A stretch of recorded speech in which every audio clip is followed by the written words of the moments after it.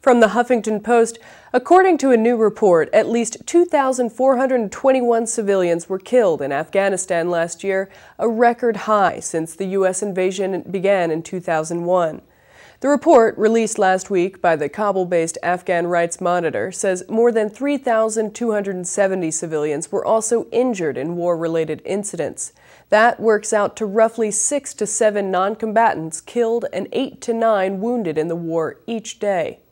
The report blamed armed opposition groups for 63% of the civilian deaths and U.S. NATO coalition forces for 21% of them.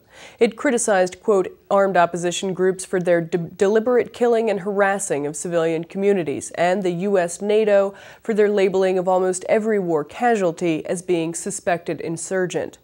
Improvised explosive devices continued to be the most lethal weapons in Afghanistan last year, killing more than 690 civilians and wounding more than 1,800 others. 237 civilians lost their lives in suicide attacks. U.S. and other foreign deaths also hit their highest levels last year since the start of the war. A total of 499 U.S. troops and 212 other coalition members lost their lives in fighting in Afghanistan in 2010. A sobering report from the Government Accountability Office, released last week, also showed that despite an increase in the size of the Afghan National Army, levels of violence are on a steady upward trajectory.